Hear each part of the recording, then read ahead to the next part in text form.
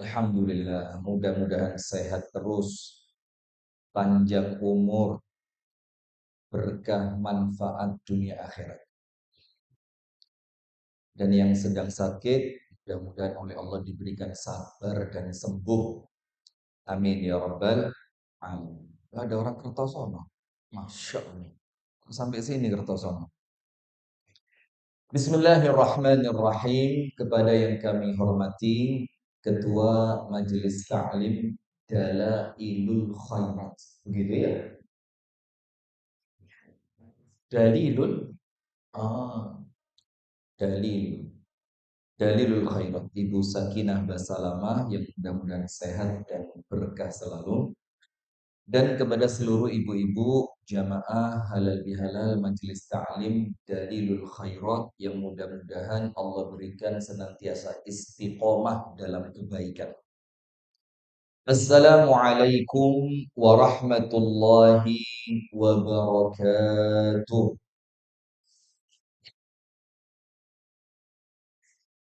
Bismillahirrahmanirrahim. Alhamdulillahi rabbil alamin. Allahumma salli wa sallim ala nabiyyina Muhammadin wa ala alihi wa sahbihi ajma'in. A'udzu billahi minasy syaithanir rajim. Ya ayyuhalladzina amanu taqullaha haqqa tuqatih wa la tamutunna illa wa antum muslimun. Allahumma inna nas'aluka ilman nafi'a wa rizqan tayyiba wa amalan mutaqabbala. Allahumma anta rabbi la ilaha illa anta khalaqtani wa ana 'abduka wa ana 'ala 'ahdika wa wa'dika mastata'tu. A'udzu bika min syarri ma sana'tu. Abu'u laka bi ni'matika 'alayya wa abu'u bi dhanbi faghfirli fa innahu la yaghfiru dzunuba illa anta. Amma ba'du, alhamdulillah kita bersyukur kepada Allah atas nikmat yang Allah karuniakan seperti kesempatan di pagi hari ini kita diberikan kesempatan oleh Allah, diberikan kemudahan oleh Allah untuk hadir dalam acara semacam ini.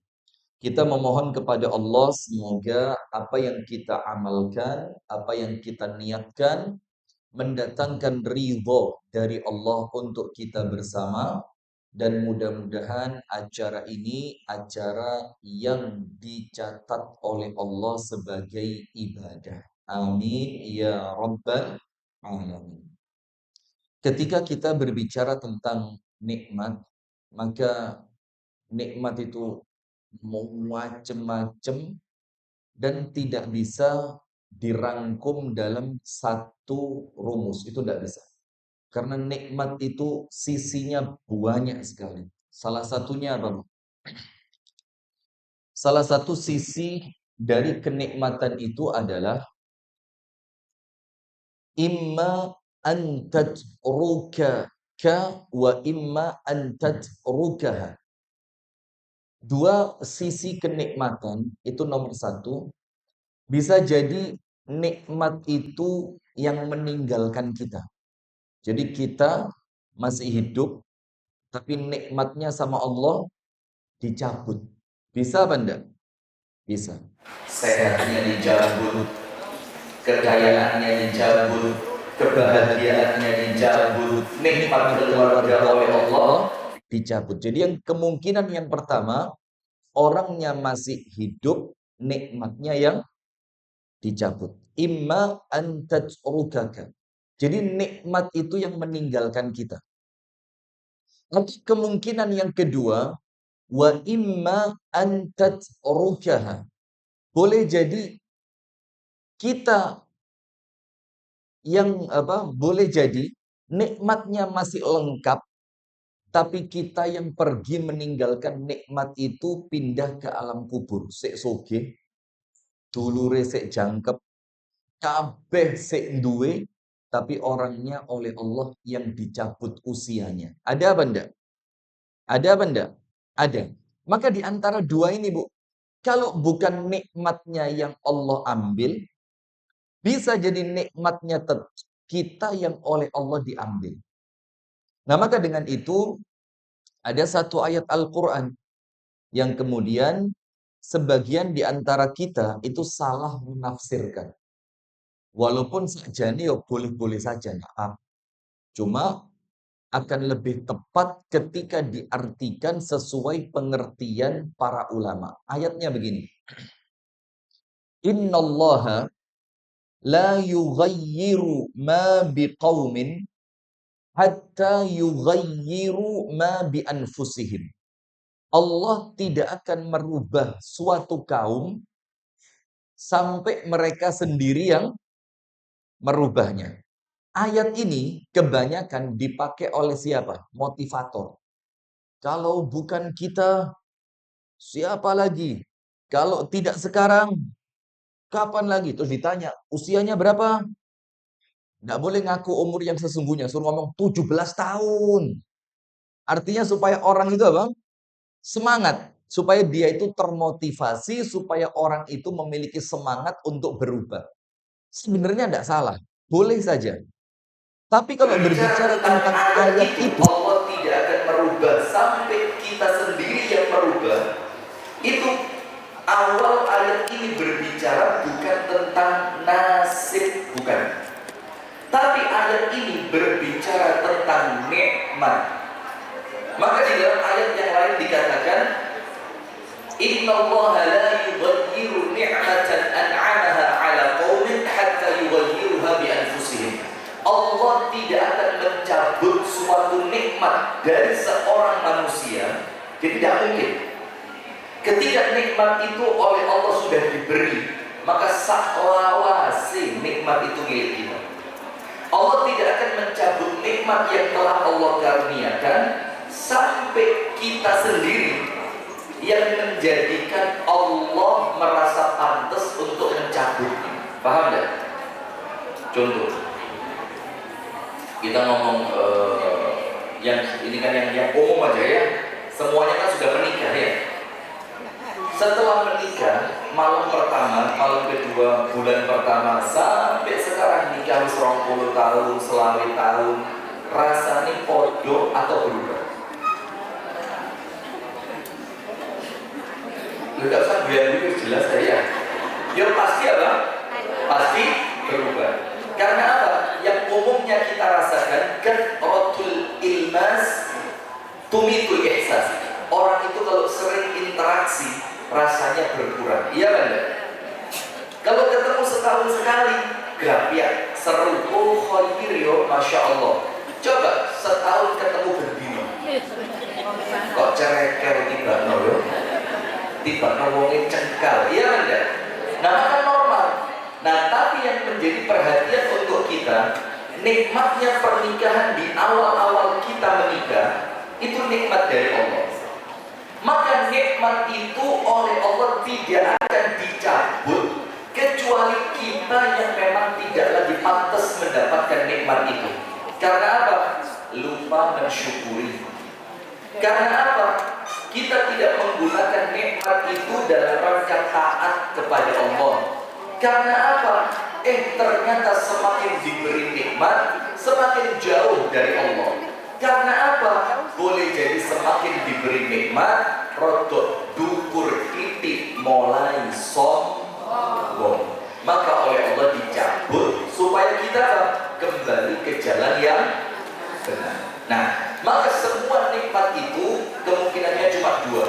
Kalau tidak kita yang pergi duluan nikmati digawe rebutan, atau kita masih hidup nikmatnya sama Allah diambil. Bagaimana caranya biar nikmat itu tidak dicabut oleh Allah? Caranya satu, disyukuri. Dan bagaimana caranya biar ketika kita meninggal nikmat nikmate katut mlebu nang jerone kuburan. Dibagi. Masya Allah. Nah, dalilul khairat ini sudah lama Bu Sakina. Sudah berapa tahun? Masya Allah, sudah 25 tahun ya. Mudah-mudahan istiqomah terus dan senantiasa menyebarkan ilmu yang manfaat. Begini Bu, supaya nikmat itu oleh Allah tidak dicabut, bersyukur. Yang banyak apa? Syukur. Dan supaya kalau ternyata kita duluan yang meninggal, nikmatnya tetap ada. Supaya nikmat itu tetap kebawa sampai kuburan, dibagi. Ada dua orang guru dan murid. Namanya gurunya Syaqiq al-Balkhi. Syaqiq. Orang Balkhan. Balkh. Balkhan itu daerah sekitaran Iran, Persia itu. Itu namanya Balkhan. Dia punya murid namanya Imam Hatim Al-Asam. Hatim Al-Asam. Guru dan murid. Gurunya Syaqiq, muridnya Hatim. Syaqiq dan Hatim. Setelah Syaqiq Al-Balkhi itu menjadi gurunya Hatim Al-Asam selama 30 tahun, maka sama gurunya murid itu dites. Tesnya apa? Hatim, apa yang kamu lakukan ketika kamu dapat nikmat? Jadi kalau kamu dapat nikmat, apa yang kamu lakukan? Dan apa yang terjadi dengan dirimu ketika Allah tidak memberi nikmat? Jadi pertanyaannya dua. Kalau dapat nikmat, kamu melakukan apa? Kalau tidak dapat nikmat, apa yang kamu lakukan? Jawabannya muridnya bagus. Ana, idza ruziqtu syakartu. Wa idza muni'tu sabartu. Aku, kata muridnya tadi, kalau dapat nikmat, aku bersyukur. Kalau tidak diberi nikmat, aku bersabar. Bagus apa enggak? Bagus apa enggak? Dalilul khairat seperti ini, sabar dulu, tenang, ojo kesusu. Jadi kalau dapat dia bersyukur, kalau tidak dapat dia sabar. Ketoe api. Iya apa enggak? Jangan buru-buru. Oh iya, jangan buru-buru. Apa kata gurunya? Hakadha yaf'alu kilabu balkhin. Kalau seperti itu, anjing di negara saya sama kayak kamu. Sabar dulu, makanya jok ke susu. Iya. Kalau cuma seperti itu, anjing di negeri Balkhan sama seperti kamu. Anjing saya, kata Syaqiq al-Balkhi, kalau tak kasih makan, tak kasih tulang, tak kasih daging, tak kasih sesuatu, senang dia, terima kasih. Dia manggut-manggut, dia senang, dia gembira, lari kanan, lari kiri. Dan kalau tidak saya beri makan, dia sabar nunggu di depan pintu rumah saya. Gak ngamuk.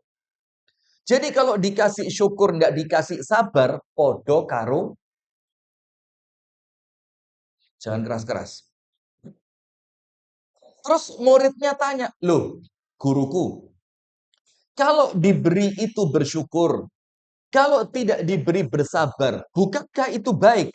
Gurunya bilang, itu baik.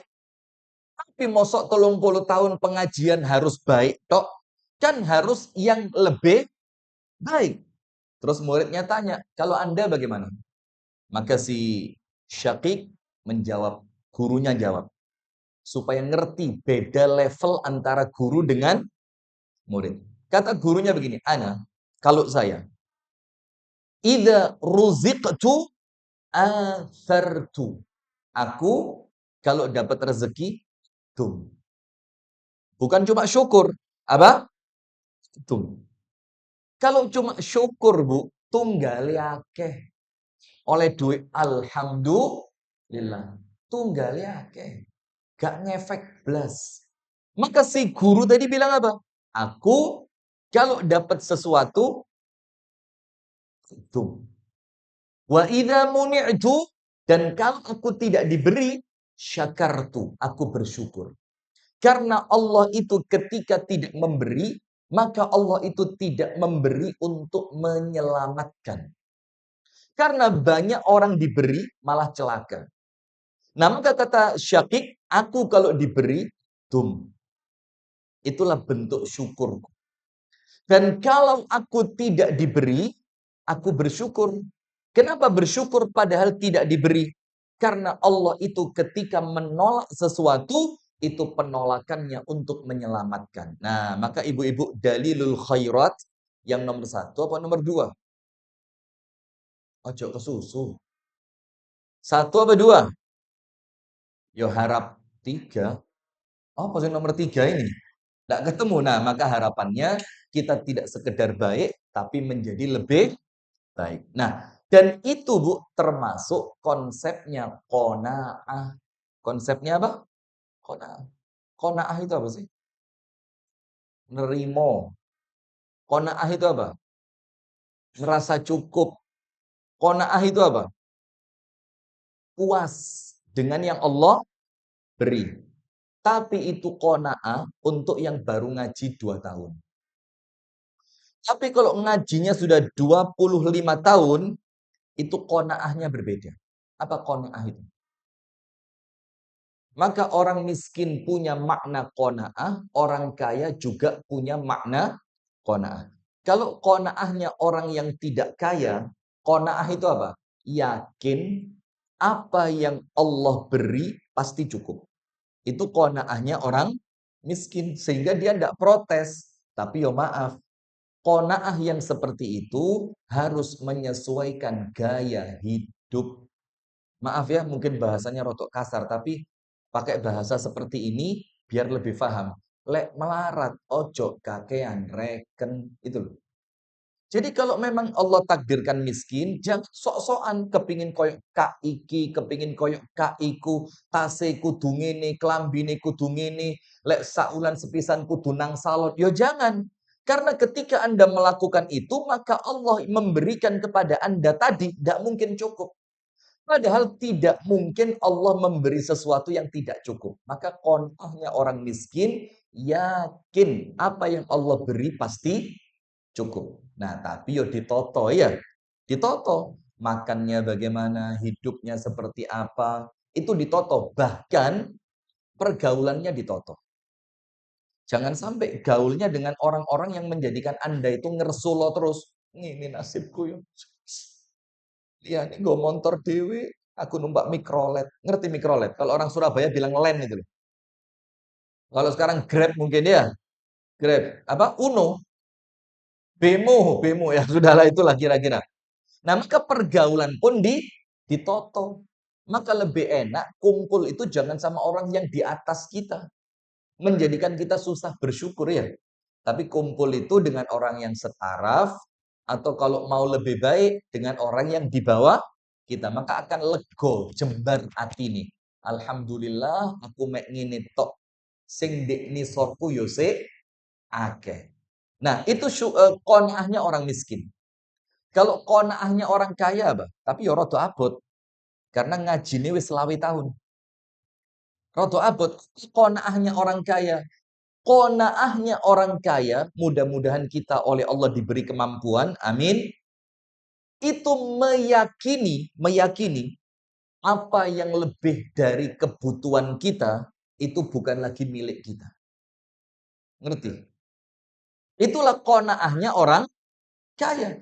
Apa yang sudah lebih dari kebutuhan saya, sekolah anak, alhamdulillah wis cukup. Omah, wis cukup. Tabungan untuk sesuatu yang terjadi dadakan, yo wis ono. Maka yang lainnya diapain? Mulai latihan berbagi. Iki lho Kak, gaya anakmu kuliah. Iki lho Kak, kon kate mantu tak ewangi. Iki lho Kak, kon kate bangun omah tak ewangi. Nah, itulah qanaahnya orang kaya. Dan itu yang dilakukan oleh siapa? Syaqiq Al-Balkhi. Dia mengatakan, aku kalau diberi, berbagi. Dan kalau tidak diberi, aku bersyukur. Bukan cuma sabar. Mudah-mudahan Allah memudahkan kita untuk bisa seperti itu. Amin ya Rabbal Alamin. Salawat beriring salam semoga tercurahkan kepada uswah kita, suri tauladan kita, Nabi besar, Nabi agung, An-Nabi Muhammad sallallahu alaihi wasallam. Di mana Nabi Muhammad sallallahu alaihi wasallam bersabda, Di setiap minggu, setiap pekan, itu ada 2 hari di mana Allah mengangkat amalan manusia. Hari Senin dan hari Kamis. Maka itulah yang menjadikan salah satu sebab disunnahkannya puasa Senin Kamis. Supaya ketika amalan kita diangkat, kita sedang puasa. Supaya amalan itu diangkat, ditunjukkan kepada Allah, ya Allah, amalannya aku laporkan kepadamu dalam keadaan orangnya sedang puasa. Dan selain amalan diangkat, Senin Kemis itu ibu-ibu, dosa-dosa kita sama Allah diampuni. Poso, gak poso diampuni. Setiap apa? Senin dan Kamis. Kecuali 2 orang yang oleh Allah tidak diampuni. Eman. Maka itulah kenapa saya kalau ceramah seperti ini, apalagi halal bihalal, itu gedekno ati, ojo menang gengsi. Itu yang kadang-kadang yang ngerusak kita itu apa? Gengsi. Loh, aku sing tuwek kok. Mosok sing tuwek kok nang omahe sing enom. Loh, aku iki halatine. Dek iku ponakanku. Kenapa kok aku sing kudu teko, gak dek sing teko nang omahku. Nah, gengsi-gengsi seperti itu kadang-kadang maaf ya, kadang-kadang menjadikan kita itu tidak semakin dekat kepada Allah, tapi suwe-suwe nggarai sombong. Maka hati-hati. Begini Bu, Senin dan Kemis tadi tidak hanya amalan yang sama Allah diangkat, tapi setiap Senin dan Kamis itu dzunubul ibad, dosanya hamba-hamba Allah, saya, ibu-ibu semua, itu dosanya oleh Allah dihapus. Tapi kemudian dari semua orang yang oleh Allah dosanya dihapus, ada 2 yang tidak dapat jatah ampunan. Na'udzubillah min dzalik. Nomor 1, siapa yang tidak diampuni? Al-musyrik. Orang yang melakukan dosa kesyirikan. Wis gak diutak-atik blas dosane, dijarno. Karena syirik ini merupakan dosa besar yang paling besar. Maka oleh Allah kalau dia sudah syirik, dan syirik yang dia lakukan adalah asyirkul akbar, syirik besar, sama Allah tidak diampuni. Itu nomor 1, yang tidak diampuni setiap Senin dan Kamis. Nomor 2, siapa orang yang oleh Allah tidak diampuni setiap Senin dan Kamis? Rasulullah bersabda, al-musyahin, ar-rajulu ma bainahu wa baina akhihi asyahna falam yastaliha. Kakak adik, dulur, orang yang bersaudara, kerabat, atau bahasa kita rohim. Maka ada silatur rahim. Yang mereka itu bermusuhan, eker-ekeran, dan mereka belum bermaaf-maafan. Itu Senin sama Kemis, dosanya sama Allah tidak dihapus. Terus ketika malaikat itu tanya kepada Allah, ya Allah, sampai kapan dosanya 2 orang ini tidak dihapus? Apa jawabannya Allah? Hatta yastaliha. Sampai keduanya bermaaf-maafan. Nah, ada orang menang gengsi. Enggak. Apa dek sing mulai? Oh, lek gak teko nang omaku, gak tak sepuro. Oh, gak iso. Lek DE gak ngomong opo ono bahwa DE sing ngerasani aku, memfitnah aku, gak tak sepuro. Menang gengsi. Tapi kalau ternyata kebencian itu dia bawa sampai mati, ya wis.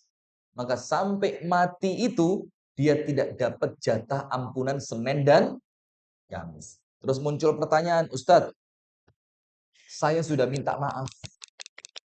Tapi sama dia tidak dimaafkan. Jawaban paling enak apa? Kapok. Loh iya, maaf ya. Orang itu tidak dimaafkan supaya dia ngerti ngelarani wong liya itu gak segampang itu melupakannya.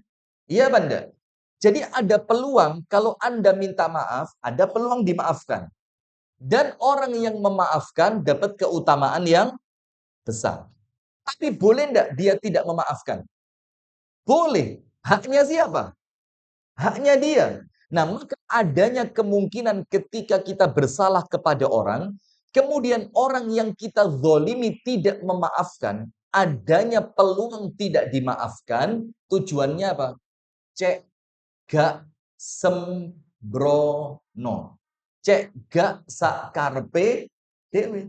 Kalau setiap orang minta maaf harus dimaafkan, nanti orang ngelunjak. Ngerti ngelunjak?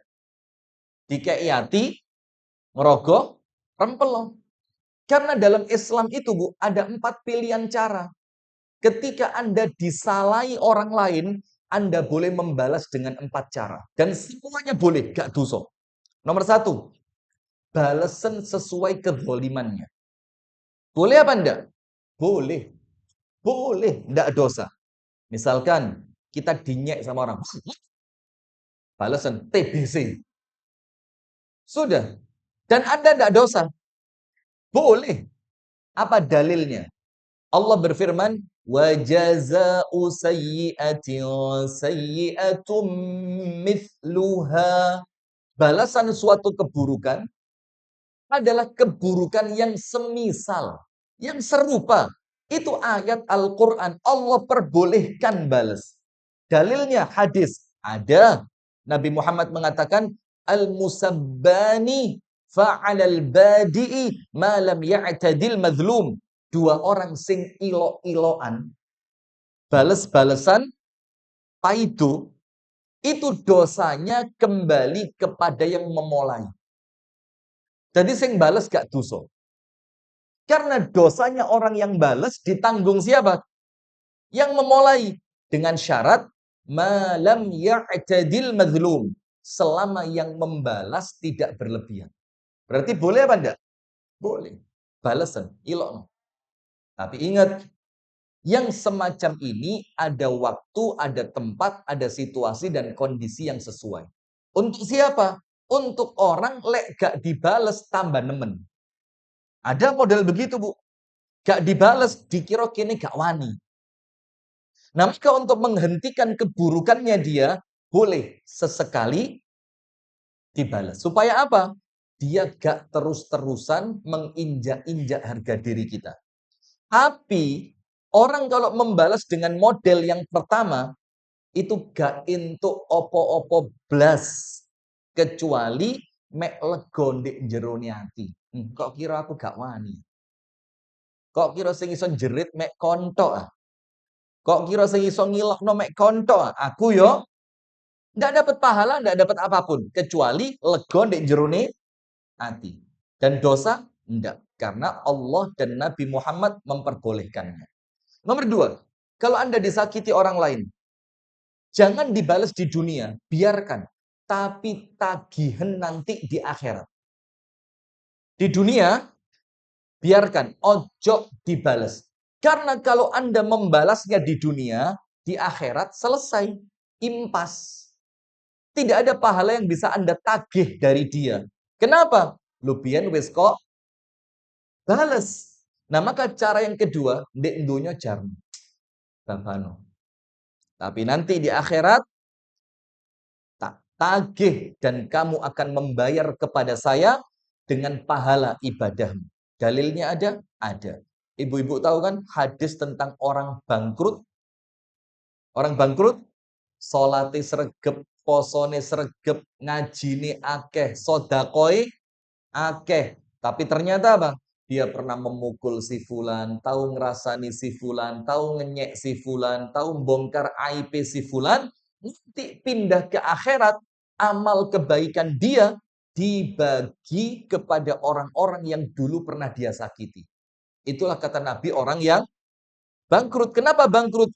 Dia yang sholat, dia yang ngaji, dia yang puasa, dia yang sodakoh, tapi yang menikmati hasilnya orang lain. Itu cara kedua. Jarno di dunyo ojo dibales, di akhirat tagihan. Kemudian yang ketiga, bagaimana? Jangan dibales di dunia dan jangan dituntut di akhirat. Nah, ini dalilul khairat ini. Wes dunyo jarno. Akhirat ikhlaskan. Ketika Allah mau ngedum pahala sholatnya orang tersebut, Anda bilang, enggak ya Allah. Saya sudah ikhlaskan, sudah saya maafkan. Itu nomor 3.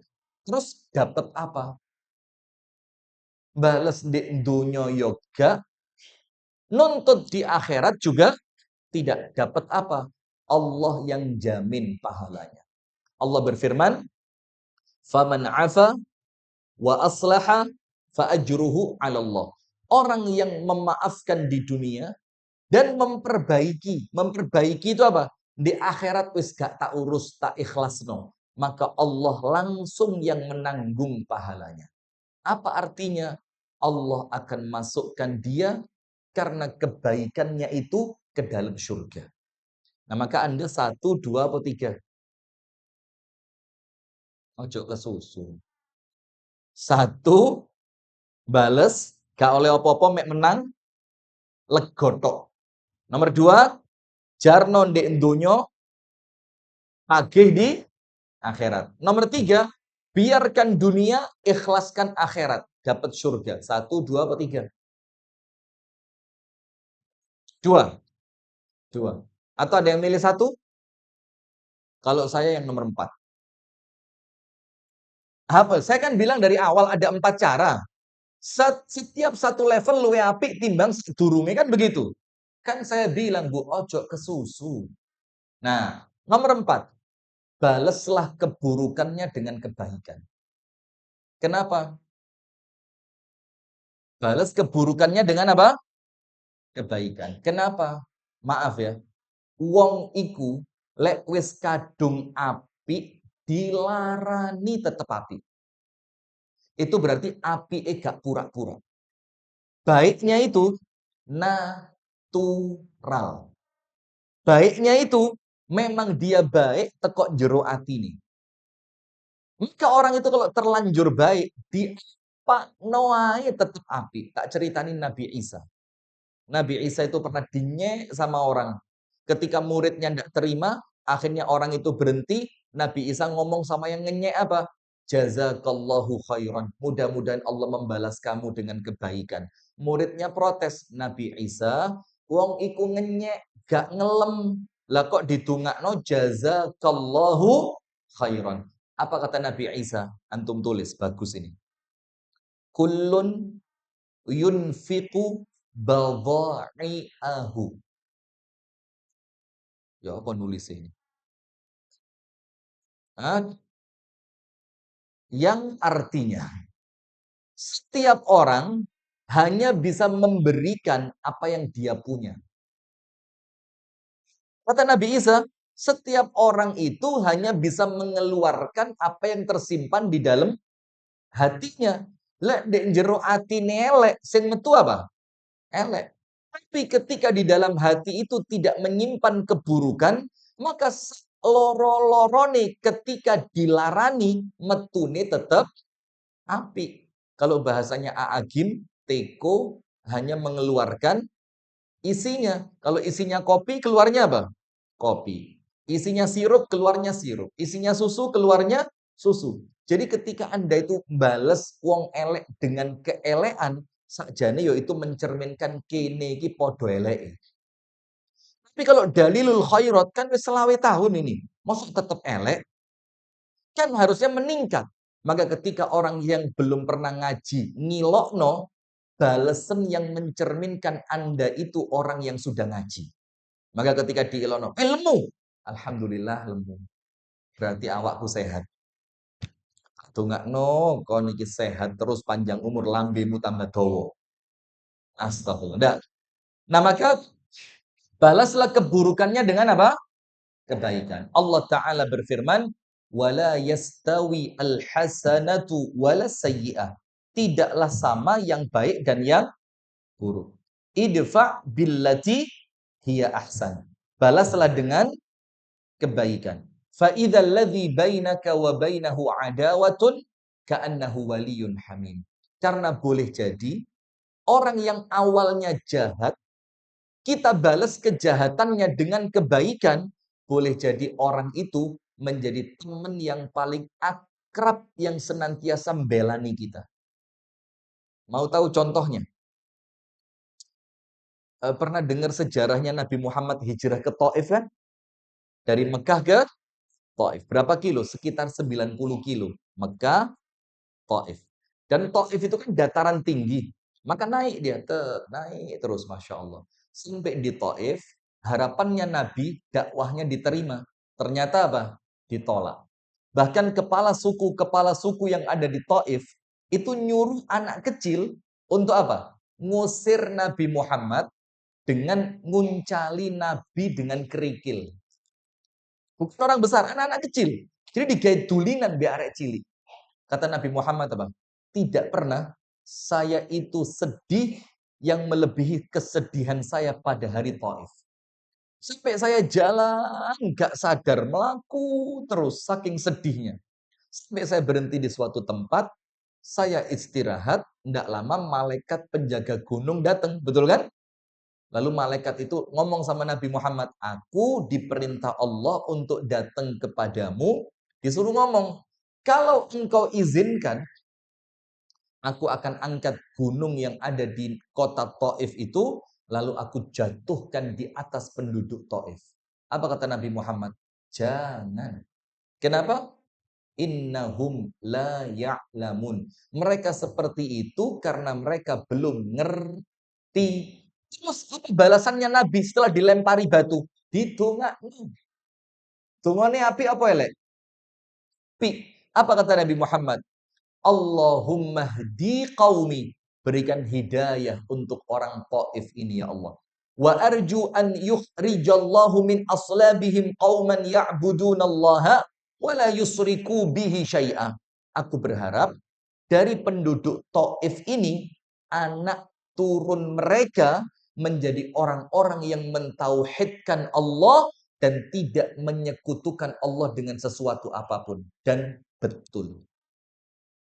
Keburukannya orang Taif dibales sama Nabi dengan kebaikan. Apa hasilnya?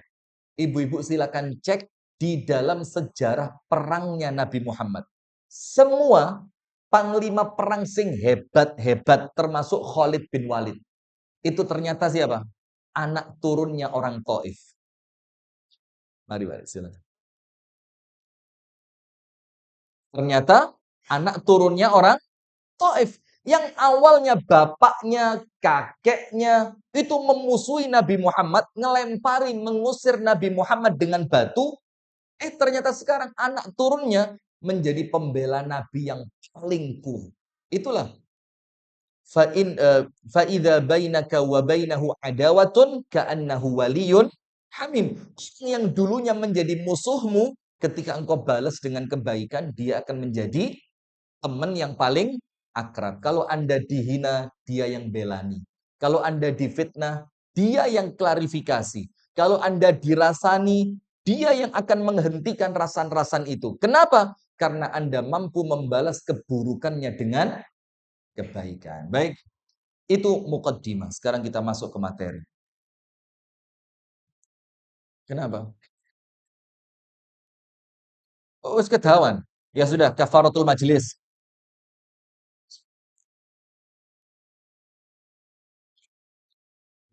Ibu-ibu sekalian, kita berbicara tentang jalan surga seorang wanita muslimah, wanita muslimah.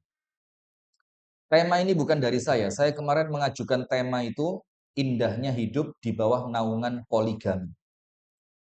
Ternyata oleh panitia tidak di ACC, sama panitia temanya diganti sendiri. Kenapa? Mantap. Apa itu aja ya?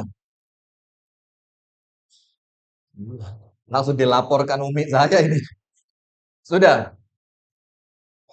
Materinya jalan surga seorang muslimah.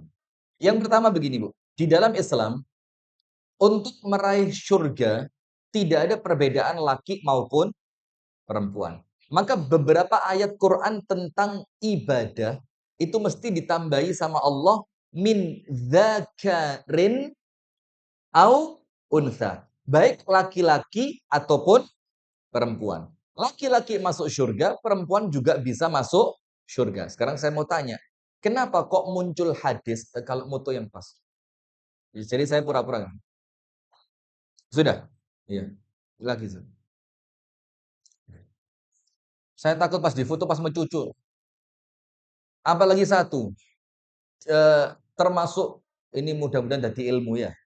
Tapi jangan tersinggung. Kadang-kadang wong Surabaya, saya kalau setiap mau ke Surabaya, sama umi saya dieling no, hati-hati loh nak, wong Surabaya tersinggungan. Iya, mesti ngiling no. Enggak ya? Berarti bukan asli Surabaya. Sebelumnya di mana tinggal? Asli mulai kecil, ya tersinggungan berarti. Udah apa nyoba dites gitu? Oh jangan-jangan. Enggak, guyon aja. Saya kalau ke Bangil ya saya bilang gitu. Kata umi saya, wong Bangil tersinggungan. Saya kalau ke Malang ya podo ae. Kertosono juga sama saya gituin. Ya guyon aja. Ya, sudah begini.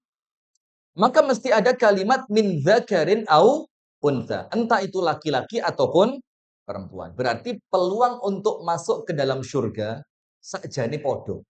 Laki-laki bisa, perempuan juga bisa. Nah, terus bagaimana menjelaskan mayoritas penghuni neraka adalah perempuan. Nabi Muhammad mengatakan, aku diperintahkan oleh Allah untuk ngecek neraka. Fa'idha ra'aitu aktsara ahlihan nisa. Seketika itu aku kaget, kata Nabi. Ternyata mayoritas penghuninya adalah perempuan. Nah, bagaimana menjelaskannya? Ada penjelasan yang lumayan bagus. Ya, enggak lumayan, ya bagus sekali. Penjelasannya adalah karena memang nanti mendekati kiamat, sampai terjadinya kiamat, itu jumlah laki-laki dengan perempuan, sampai di dalam hadis dikatakan bandingannya itu 1 sampai 50. 1 banding 50. Maka dengan perbandingan itu menjadi pantas karena memang jumlahnya lebih banyak, maka ketika masuk surga, masuk neraka, ya tentu perbandingannya lebih banyak. Nah, itu penjelasan sing rodok ngelegakno ati. Tapi kalau penjelasan yang asli, karena Rasulullah mengatakan apa? Kenapa perempuan itu banyak masuk neraka? Ini bukan buat ngewedeni. Tapi untuk apa? Bahan kita berhati-hati. Cek gak sembrono supaya kita tidak masuk dalam hadis tadi. Kenapa ya Rasul kok perempuan itu banyak masuk ke dalam neraka? Rasulullah mengatakan, yakfurna. Karena mereka kufur. Terus Nabi Muhammad melanjutkan, tapi mereka itu kufurnya bukan kepada Allah, walakin yakfurnal ashir. Mereka kufur atas kebaikan suami. Nah, berarti kalau tahu, oh ternyata kebanyakan yang masuk neraka itu karena mereka kufur kepada suami, kalau kita ngerti, berarti harusnya, oh berarti jangan kufur kepada suami. Berarti selamat. Kan begitu. Entengannya kan begitu. Saya kasih contoh yang lain. Rasulullah Shallallahu Alaihi Wasallam bersabda, "Dhalun nisa'i," atau dalam riwayat yang lain, "Akramun nisa'i," atau "Ashrafun nisa'i rokibnal ibil nisa'u Quraisy." Perempuan terbaik dunia ini, perempuan Quraisy. Perempuan mana? Quraisy. Bukan karena suku, tapi karena sifat. Bukan suku, tapi apa? Sifat. Berarti perempuan dari negeri manapun, bangsa manapun, suku apapun, selama mereka memiliki sifat itu, maka mereka menjadi perempuan terbaik. Karena mereka menjadi baik bukan karena sukunya, tapi karena sifatnya. Sifat yang menjadikan mereka baik, dua. Nomor satu, ahnahu ala tiflin, paling open kepada anak. Perempuan Quraisy itu sama anaknya sangat perhatian. Makanannya, kebersihannya, pendidikannya, kesehatannya, semua perhatian sekali. Itu yang menjadikan mereka wanita terbaik. Berarti kalau sifat yang pertama ini ibu-ibu punya, ya ibu-ibu pun menjadi perempuan yang terbaik. Sifat kedua, ini sekarang angel. Wa ar'ahu ala zaujin dzatu yadihi. Paling pengertian kepada suami. Ini surat abad. Paling apa? Pengertian kepada suami.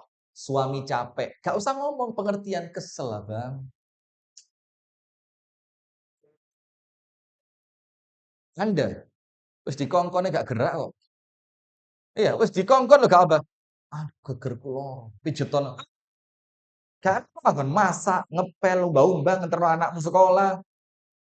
Surabaya banget ini. Surabaya apa enggak?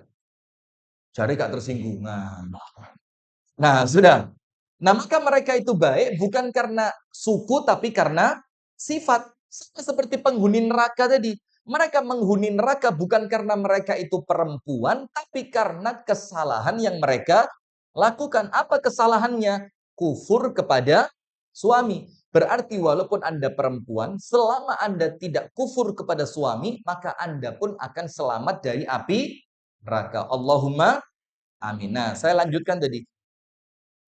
Yang kata Umi saya wong Surabaya tersinggungan tadi. Saya mau ngomong apa sih tadi kok sampai lupa saya.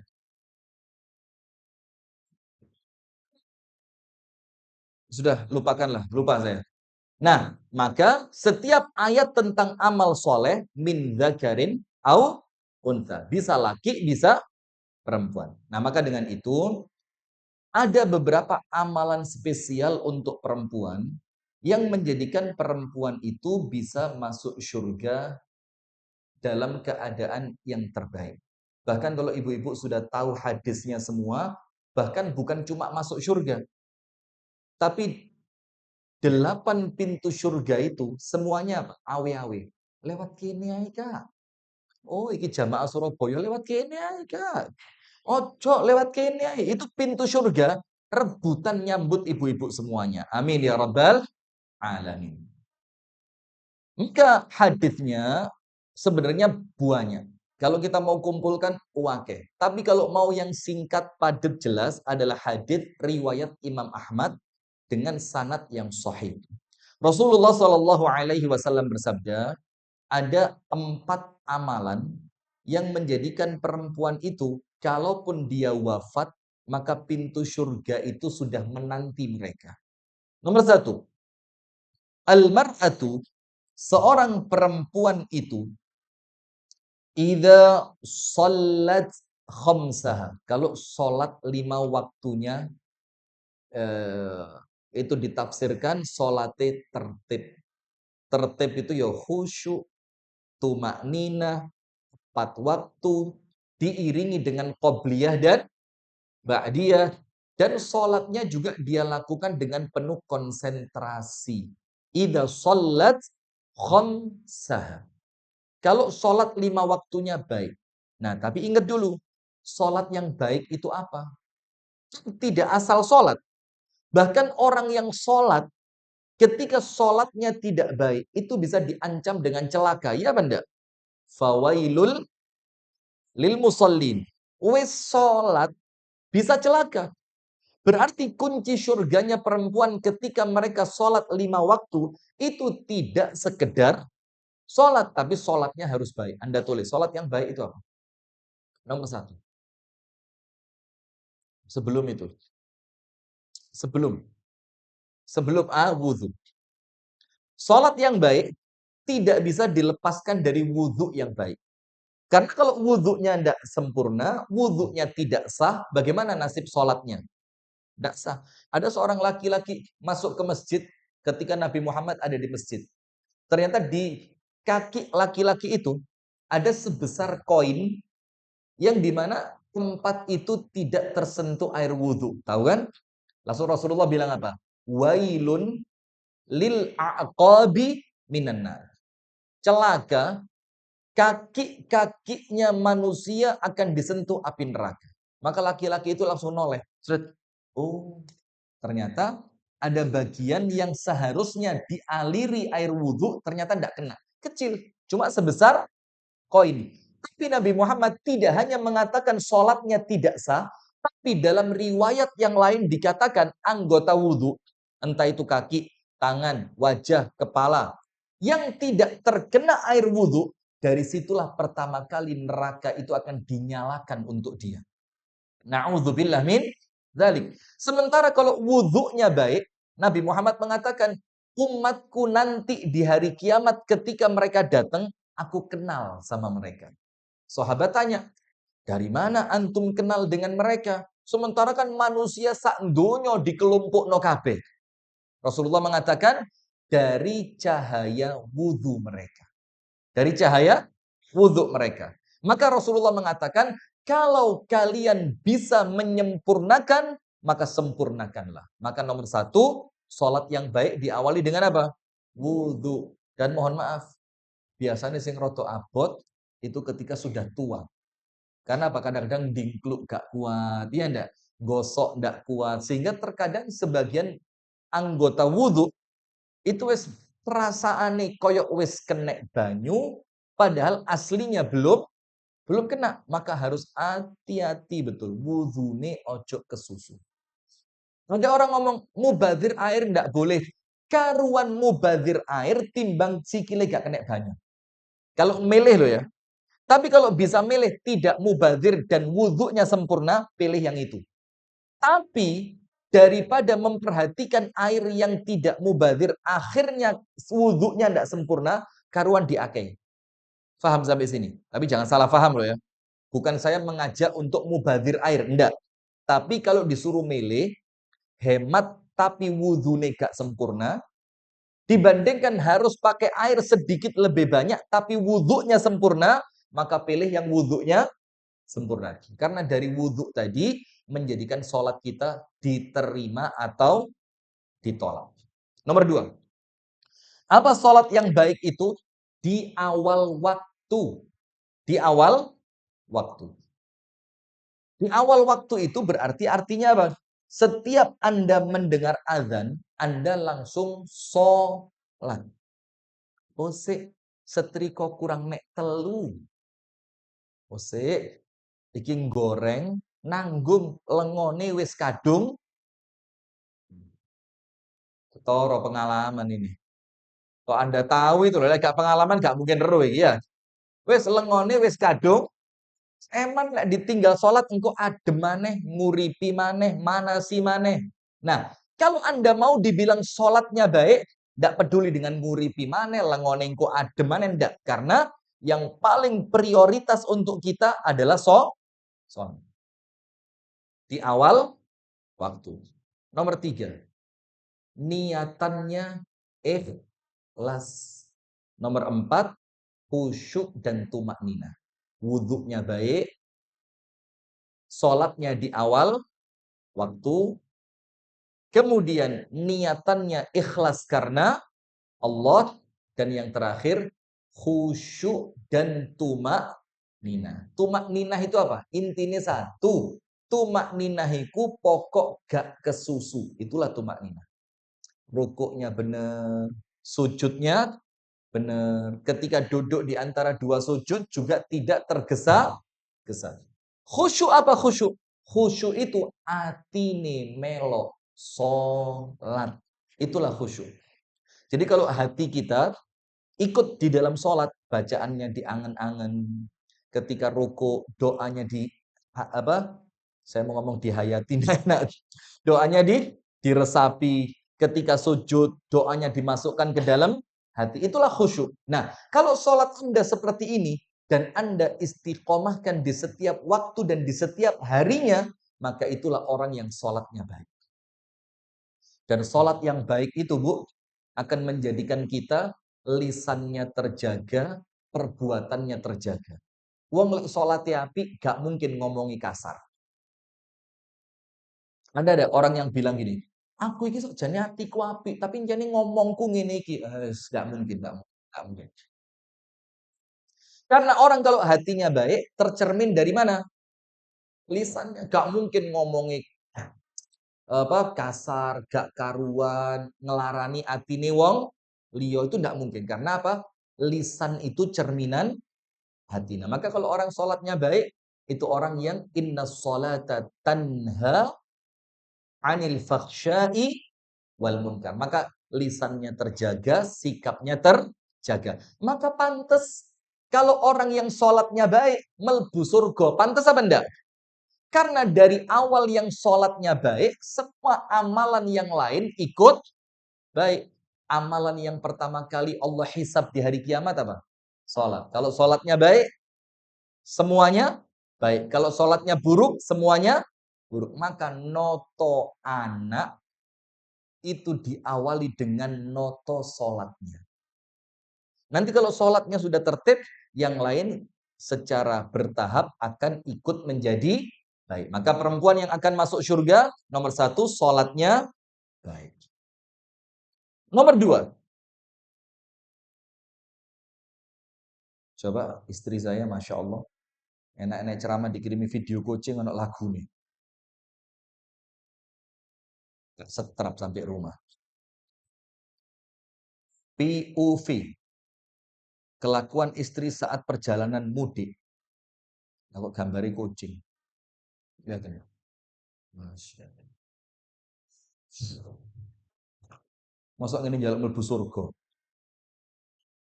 Nomor satu, kalau sholatnya baik. Nomor dua, wasomat syahraha.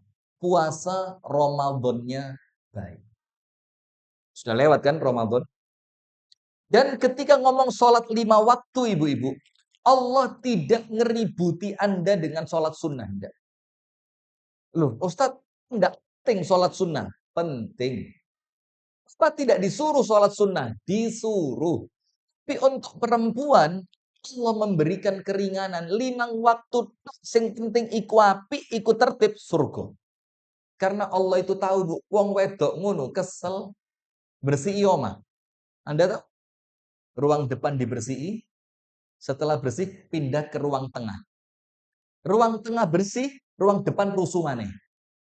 Kenapa? Apalagi rumah yang masih ada anak kecil-kecil ya. Masya Allah, itu tidak tertib betul, susah, berat. Maka karena Allah tahu, maka oleh Allah dibilang, wes sing penting sholat 5 waktunya bagus. Tapi kalau mau lebih baik, ya ditambahi sholat sunnah rawatib. Sama seperti puasa. Allah tidak ngomong buat perempuan itu sholat puasa Senin Kemis, Ayyamul Bid, kemudian apalagi puasa Daud, Arafah, Asyura, puasa sunnah di bulan Muharram yang banyak itu semuanya baik. Tapi untuk perempuan cukup kalau sekedar pengen masuk surga, sholat poso Ramadan. Jadi poso Ramadan sing api. Karena apa? Ada perkara-perkara yang merusak puasa. Apa itu?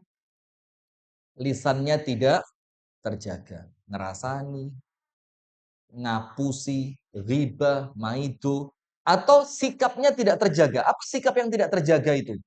Yo poso, tapi datang ke tempat-tempat yang tidak baik. Poso, tapi kakean scrolling TikTok. Mana orangnya? Astagfirullahaladzim. Istighfar ya, istighfar. Astagfirullah. Lah kok poso scrolling TikTok? Scrolling TikTok. Puasa lebih banyak di dapurnya dibanding di tempat ibadahnya. Mana orangnya? Ya apa Ustaz dodolan? Oh ya sudah. Kalau dodolan tidak apa-apa. Karena kerja diniatkan ibadah. Puasanya baik. Dan puasa yang baik itu, Bu, adalah puasa yang mengantarkan Anda oleh Allah dosanya diampuni. Tahu kan hadisnya?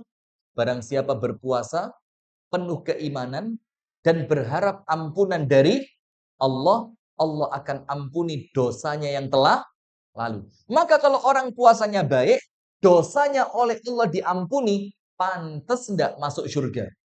Lah ya itu. Salat menjadikan Anda pantas masuk surga, puasa Ramadan menjadikan Anda pantas masuk surga. Yang ketiga, wa hafizat farjah. Dia menjaga kehormatannya dalam tanda kutip ya.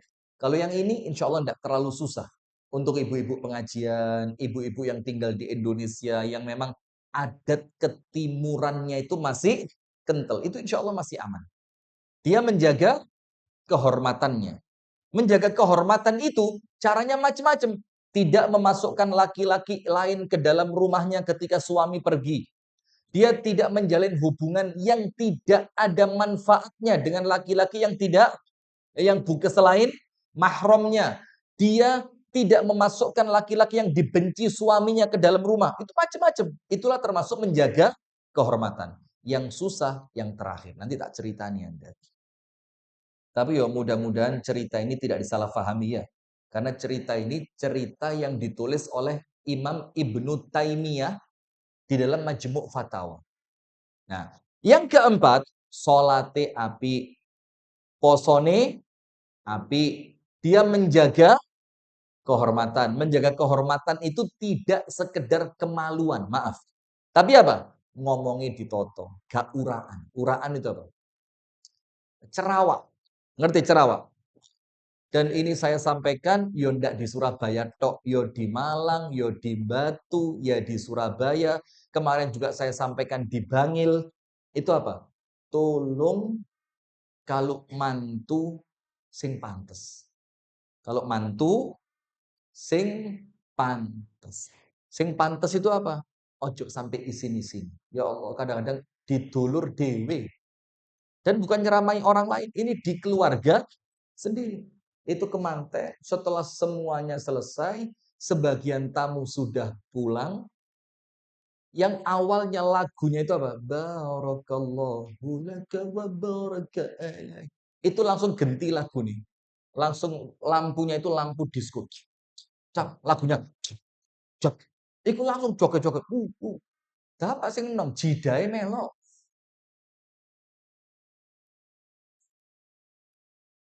Di Surabaya enggak ada, di Malang banyak. Atau Malang ketularan Surabaya ini. Makanya WO itu, wedding organizer itu, tanggung jawaban. Dosa di akhirat. Mana orang mau? Mana? Ada WO di sini? Enggak tersinggungan, tapi enggak apa-apa. Nah, sudah. Tapi ini maaf, ojo dikira nyindir ya. Ini untuk kebaikan bersama. Ya mudah-mudahan dengan diingatkan seperti ini, rotok kalong titik bertahap lah ya dikurangi. Kemudian karena enggak pantas, dilihat orang itu enggak pantas. Loh, Arbi kok ngini. Loh, wis ngaji kok sik koyo ini. Oh, pas metu omah iku lho jilbabe masyaallah rapi, gede, pas mantu kok koyo eman-eman. Mendingan uangnya itu ditabung buat nanti anak dalam rumah tangganya. Buat apa harus pakai mewah seperti itu? Tapi yo kalau memang Anda kaya, pakai WO yang mahal, bukan tidak boleh, boleh. Itu termasuk bentuk mensyukuri kekayaan. Sing pantes, maka saya bilang apa? Sing pantes. Tapi acara-acara yang tidak penting seperti itu, ngomong sama WO-nya, yang ini saya tidak mau. Yang ciuman di depan jamaah saya tidak mau. Yang lempar kembang ke belakang setelah prosesi selesai, saya tidak mau. Insya Allah WO ini nurut ya. Maka Anda yang ngatur WO, bukan Anda diatur. Sudah. Yang terakhir yang berat. Apa yang terakhir? Wa ata'at ba'laha. Nurut sama suami. Ini siratul akil. Iya, nurut kepada suami. Terkadang kita kan punya alasan, Ustadz, tunggu dulu. Suami seperti apa? Nggak usah. Lah kalau suami seperti apa? Anda tahu Asia. Suaminya seperti apa? Seperti apa Asia itu? Fir'aun. Itu, maaf ya, endase wong sombong. Fir'aun. Sampai untuk mempertahankan kedudukannya, dia rela membunuh bayi. Itu Fir'aun. Tapi Asia nurut apa enggak? Tok. Lah kok enggak? Yo, kalau disuruh nyembah Fir'aun ya dia enggak nurut. Tapi selama dia menjadi istrinya Fir'aun, dia istri yang sangat taat. Bahkan ketika Nabi Musa kecil ngambang di kali, diambil sama penjaga, diberikan kepada Asia, Fir'aun tahu ini Bani Israel. Tapi Fir'aun nurut sama istrinya. Fir'aun yang ini jangan dibunuh. Nurut enggak Fir'aun? Nurut. Anda tahu kuncinya apa? Laki-laki sekeras Fir'aun, sebengis Fir'aun, kok nurut untuk tidak bunuh anak satu ini? Fa'al. Fa'al itu apa? Ngomongnya baik. Ngomongnya baik. Maka suami itu gak seneng dikasari. Ya istri juga Ustaz. Ya ngerti saya. Tapi maksudnya kan suami itu kepala rumah. Dan istri juga. Ya kabeh. Nah cuma kan memang secara maaf ya, level suami di atas siapa? Istri. Maka istri itu, iya bang. Iya, Bang. Rabi mana? Iya. Enggak loh, sudah. Nah, maka taat kepada suami. Saya kasih cerita, wes, selesai. Saya kasih cerita. Ini cerita ditulis oleh Syekhul Islam Ibnu Taimiyah. Di dalam kitab Majmu' Fatawa milik Imam Ibnu Taimiyah. Ceritanya begini. Ada seorang laki-laki solih. Solih luar biasa. Dia punya toko di pasar. Kesehariannya cuma toko, masjid, rumah. Toko, masjid, rumah. Setiap hari dia berangkat ke tokonya selepas sholat duha. Dari rumah istrinya, dia sarapan bareng istrinya, sholat duha, berangkat ke toko. Nanti tokonya ditutup menjelang azan zuhur. Dia ke masjid, pulang dari masjid, dia balik ke rumah istrinya. Istirahat siang, makan siang. Nanti baru sore tokonya dibuka lagi sampai menjelang maghrib. Begitu kesehariannya seperti itu. Sampai suatu hari, si suami ini didatengin perempuan. Masalah mesti perempuan. Astagfirullah. Didatengin perempuan. Cantik jelita. Masya Allah. Ayu pot. Kemudian mulai perempuan itu ngomong, saya mau jadi istrimu. Kaget wong lanang, apa iki? Gak ono angin, gak ono udan, moro-moro mau jadi istrimu. Kata si perempuan itu, saya lihat kesolihanmu, saya lihat ketawaduanmu, saya lihat kebaikanmu. Sampai saya ini apa? Tertarik.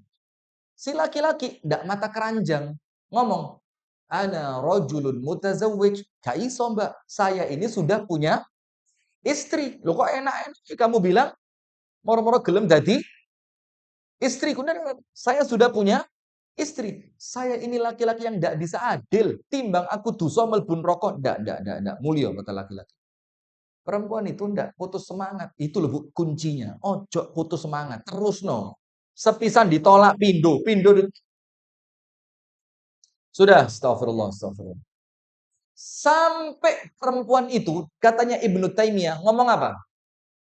La akhudhu minka waqtak. Saya tidak minta waktumu. Kamu nginep, alhamdulillah. Kamu ndak nginep pun ndak apa-apa. Cuma saya kepingin punya laki-laki seperti kamu. Saya kepingin punya suami seperti kamu. Terus bagaimana kata si laki-laki? Moler tuh dredeg wong lanang. Waduh ya apa ini? Terus bagaimana? Kata si perempuan itu, cukup kamu istirahat siangnya di rumah. Sudah. Nikahlah itu laki-laki dengan perempuan tadi. Ya sudah. Doa kafaratul majelis. Dilanjutkan apa enggak ini? Tapi yang datang kok perempuan, coba laki-laki semangat saya yang datang ini. Nah, sudah. Akhirnya nikah. Itu laki-laki solih dengan perempuan tadi nikah. Hari pertama, hari kedua, hari ketiga. Sampai beberapa waktu, si istri mulai curiga. Loh, sekarang kok tidak istirahat siang di rumah? Biasanya mulai tekok masjid, nang omah, turu awan. Engkau balik nang toko. Ketika suaminya ditanya, kok tidak pulang ke rumah? Suaminya bilang, oh iya, sekarang tidak bisa pulang ke rumah. Istrinya diem. Coba. Oh iya, tidak bohong dia. Kalau laki-laki Surabaya, anu toko ini ramen. Enggak, ini soleh ini. Tidak bohong dia. Maka dia cuma ngomong apa? Oh iya, sekarang saya tidak bisa pulang siang. Diem istrinya. Sampai lama-lama jenenge wong wedok ya. Gak kuat. Pembantunya dikirim. Kamu lihat, tuan kamu ini kalau siang sekarang kemana? Karena tokonya tutup. Datang itu budaknya dia, tek, tek, tek, tek, tek. Dicek. Ternyata sepulang dari masjid, dia pulang ke rumahnya perempuan. Tanya si pembantu ini sama tetangganya. Itu laki-laki yang masuk ke rumah perempuan ini siapa? Oh, itu suaminya. Sudah menikah di tempat kami beberapa waktu yang lalu. Pulang ini budak. Lapor sama siapa? Istri. Bu, suamimu sudah nikah lagi. Dengan perempuan di tempat ini, namanya ini. Sehingga beberapa waktu siang dia tidak pulang, karena memang dia sudah punya istri. Lihat istrinya, bukan orang Surabaya ini. Surabaya abot yang ini. Bilang apa? Jangan sampai suami saya tahu kalau saya sudah ngerti dia nikah lagi. Selama dia tidak cerita, diam. Kita perlakukan dia seperti biasa. Surabaya bukan? Surabaya bukan? Dalilul khairat. Abot ini abot. Sudah. Akhirnya tidak ada yang berubah sedikit pun dari istrinya. Diladeni, dilayani, gak tahu nyindir. Leawan gak tahu mulia. Itu Surabaya ini. Gak pernah nyindir. Sekarang wangi terus. Sekarang lek berangkat nang toko malah nggih minyak wangi. Gak pernah nyindir. Padahal dia sudah tahu. Ini loh. Wa ata'at ba'la. Sudah. Seperti itu. Tidak ada sesuatu apapun yang menunjukkan istri ini seakan-akan tidak tahu kalau suaminya sudah nikah lagi. Wih. Ini kalau mlebu surga pantes. Gak malah nyindir. Saya kira awal semangat rek, mana gak surga ini abot. Sudah sampai suatu hari setelah berjalan beberapa lama si suami sakit. Yang menjadikan suami ini tidak bisa ke toko dan sakitnya sudah cukup lama. Si istri bingung. Diskusi sama budaknya tadi. Ya apa? Diberitahu ndak istri yang kedua ini? Kesian. Nanti dia nunggu. Dia ndak tahu kalau suaminya sedang sakit. Ya apa? Diberitahu apa enggak? Diskusi sama pembantunya. Sampai pada akhirnya mereka memutuskan tidak diberitahu. Wes, tidak usah diberitahu lah. Kita rawat saja supaya cepat sembuh, supaya dia bisa segera datang ke rumah istri yang kedua. Surabaya banget.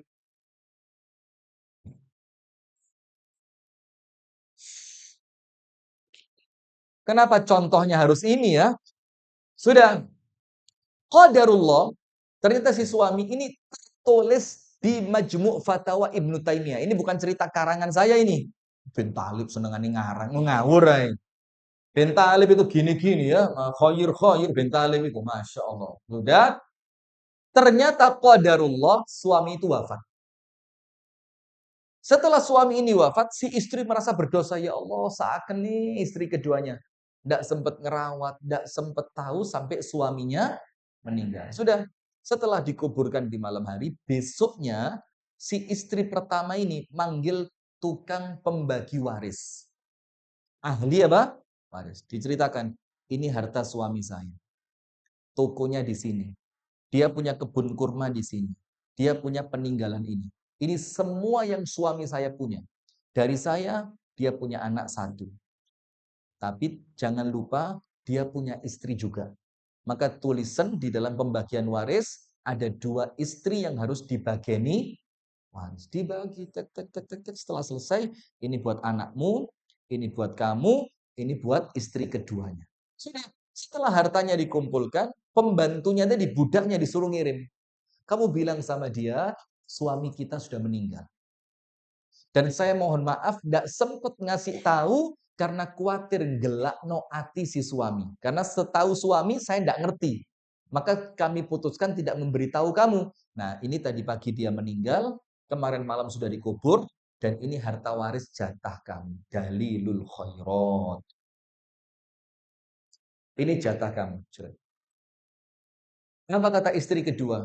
Oh, terima kasih. Jazakallah khair informasinya. Semoga Allah merahmati suami yang meninggal. Kembalikan ke istri pertama. Kenapa? Karena menjelang sakit, itu suaminya wis kerosok gak enak awake. Dia merasa bahwa penyakit ini akan mengantarkan dia sampai mati, maka dia menceraikan saya baik-baik 1 hari sebelum dia sakit.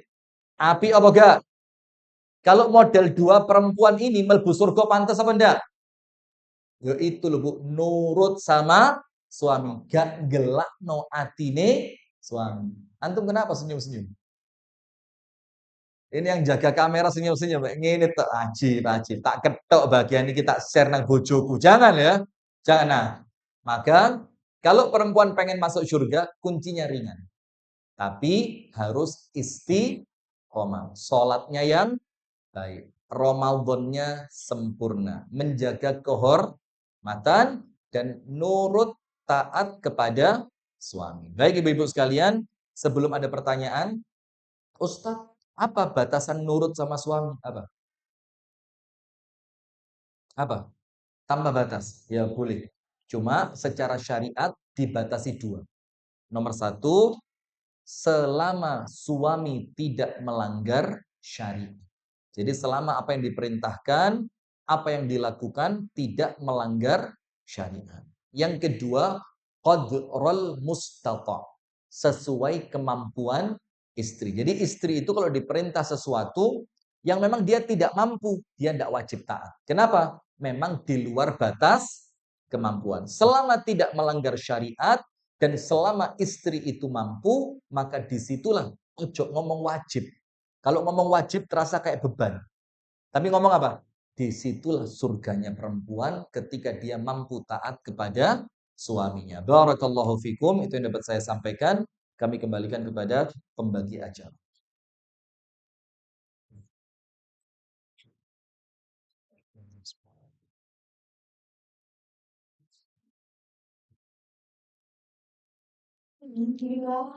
Allah silakan kepada tidak para lain sudah berikan tausiah ini. Insya Allah kita sudah berbagi bisa menjadi semua di Islam dan berrefleksi diri untuk lebih baik lagi ke depan. Amin. Selanjutnya kami akan membuka sesi tanya jawab.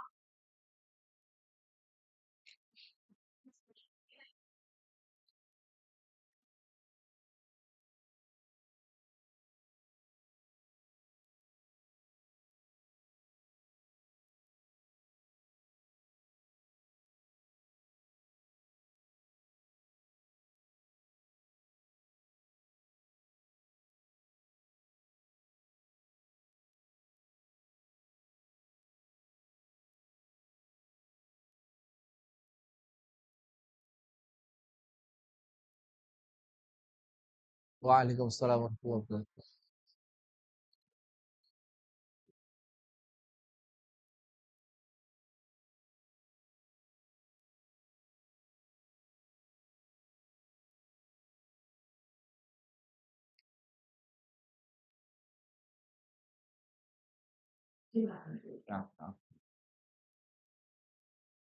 Nah, barakallahu fiik. Pertanyaan pertama ini di mana-mana kejadiannya rata-rata seperti itu. Ada orang ketiga, jadi ceritanya begini, ada dua orang yang bermusuhan. Kemudian ada satu teman, orang ketiga yang ingin mendamaikan. Nah, tapi ternyata setelah berusaha untuk didamaikan, yang satu tidak mau. Kekeh tetap dengan pendiriannya, sementara yang satunya sudah siap untuk didamaikan. Nah, sekarang begini, mendamaikan itu tidak hanya cukup dengan ucapan maaf, tidak bisa. Mendamaikan itu dengan keadilan. Apa keadilan? Misalkan si A dan si B. Ternyata ketahuan yang salah yang A. Yang ngomong sama si A, kamu salah. Normali wong salah minta maaf. Tidak hanya menuntut si B untuk lapang dada memaafkan. Itu tidak adil. Contoh yang lain. Ternyata si A punya tanggungan utang. Lah kok tiba-tiba si B disuruh mengikhlaskan? Tidak bisa. Harus adil. Adil itu didudukkan masalahnya apa, diselesaikan sesuai hak dan kewajibannya masing-masing, baru setelah itu didamaikan. Nah, kebanyakan di antara kita tidak ngerti masalah yopo, tiba-tiba terjadi apa, moro-moro teko, wis talaka ikhlasno. Loh, tidak semudah itu. Iya, maka dicek dulu masalahnya apa. Ditanya ke si A, apa sih jadi masalahnya? Ditanya sama si B, masalahnya apa sih? Tapi ingat, keduanya diminta jujur. Nah, nanti setelah kita tahu masalahnya apa, kita cari solusi. Oh, jadi sing jarak iku sing A. Berarti sing A dinasehati dulu. Yo kon sing salah. Normali wong salah minta maaf. Ojo tambah nyolot kurang ajar. Nah, baru kemudian didamaikan. Dan itu kalau sukses, pahalanya surga. Sudah. Nah, kalau sudah dengan semua cara sudah terlaksana, ya sudah, berarti kewajiban kita sudah selesai. Nah, tapi ingat, jangan sampai mendolimi salah satu pihak. Harus dengan adil. Maka dengan itu, jangan lupa didoakan.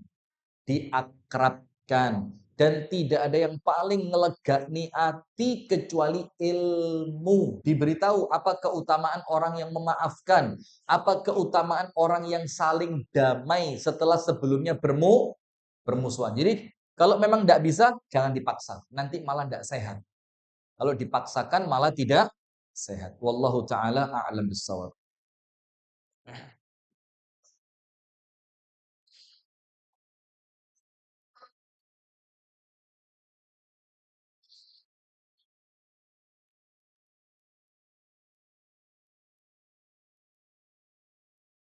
Assalamualaikum Ustaz. Waalaikumsalam warahmatullahi wabarakatuh. Ya, kali. Naam, naam. Ya,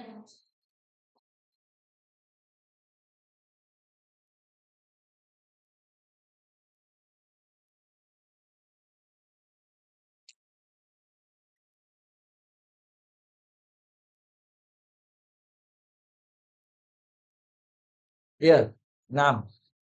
Waalaikumsalam. Jadi perlu diketahui semua hukum syariat yang wajib ataupun yang sunnah itu diikat dengan satu kata, la yukallifullahu nafsan illa wus'aha.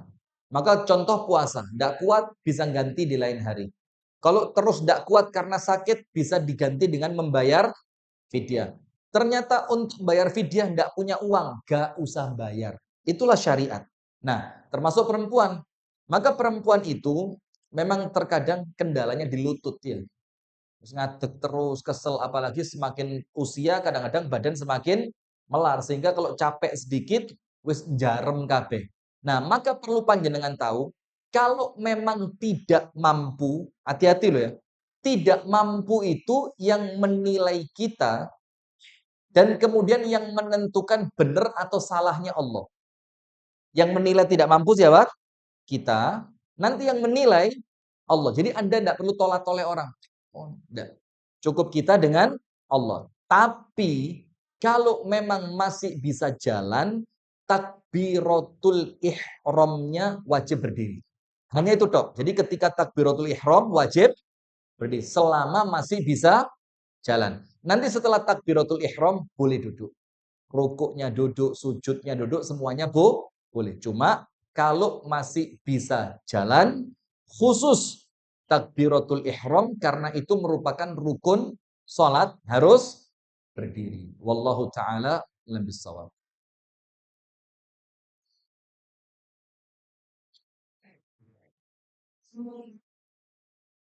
semua ini banyak dulu. Ya,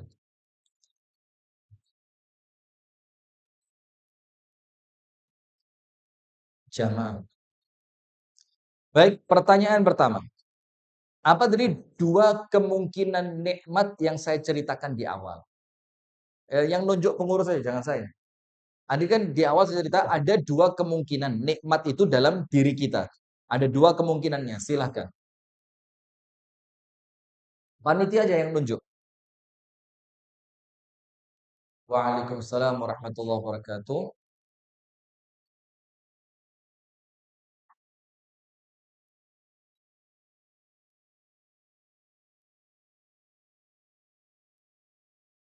Masya Allah. Sip, betul. 100,1. Jazakillah khair, betul. Pertanyaan kedua. Ada guru dan murid tadi. Guru dan murid. Sebutkan siapa nama gurunya, siapa nama muridnya. Monggo, monggo silakan. Itu panitia aja yang nunjuk.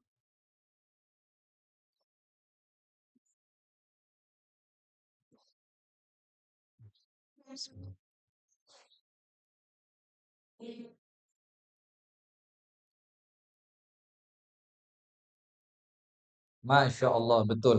Jazakillah khair. Pertanyaan terakhir agak susah. Apa sikap seorang istri ketika suami pengen kawin lagi?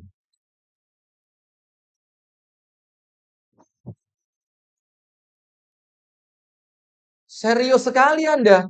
Masya Allah, silakan, silakan. Masya Allah.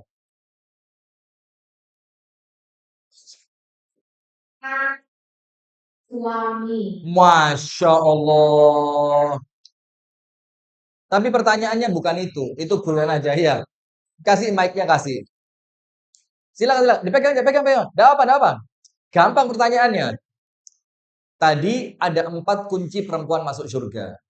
Yang paling gampang, nomor 1, sholat 5, kemudian puasa, nomor 3, kemudian menjaga. Barakallahu fiik. Silakan. Jazakumullah khair wa barakallahu fiikum.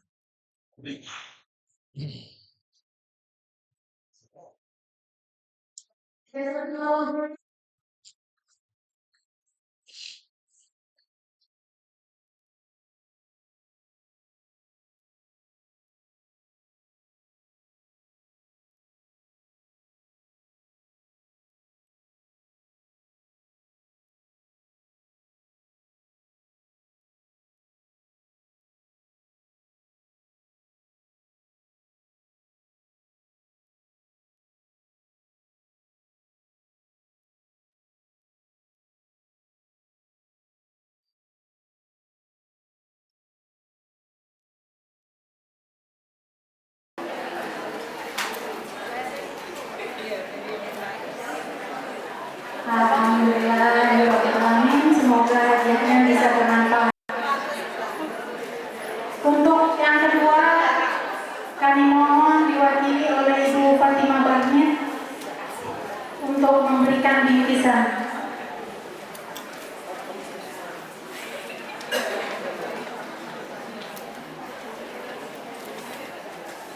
Alhamdulillahirrahmanirrahim.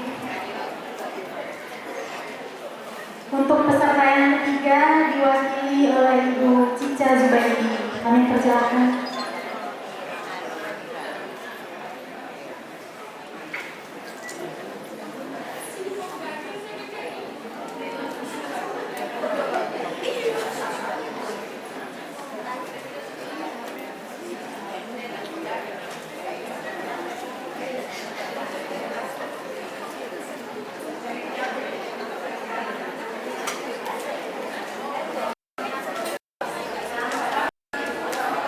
Alhamdulillah acara sesi tanya jawab sudah selesai.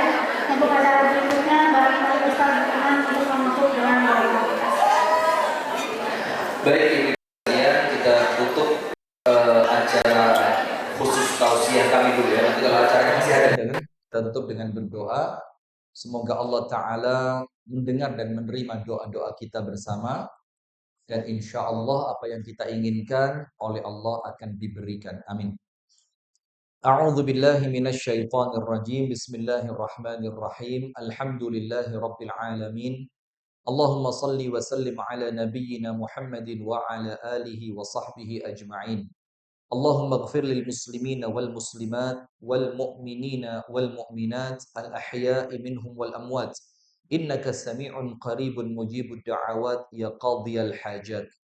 ربنا اغفر لنا ذنوبنا ولوالدينا وارحمهم كما ربونا صغارا اللهم يا ربنا هب لنا من أزواجنا وذرياتنا قرة أعين واجعلنا للمتقين إماما اللهم يا ذا الجلال والإكرام ربنا يا مقلب القلوب ثبت قلوبنا على دينك وطاعتك اللهم تقبل منا إنك أنت السميع العليم وتب علينا إنك أنت التواب الرحيم ربنا إنا نسألك توبة نصوحا قبل الموت اللهم إنا نسألك حسن الخاتمة ونعوذ بك من سوء الخاتمة ربنا ظلمنا أنفسنا وإن لم تغفر لنا وترحمنا لنكونن من الخاسرين ربنا آتنا في الدنيا حسنة وفي الآخرة حسنة وقنا عذاب النار وصل اللهم وسلم وبارك على نبينا محمد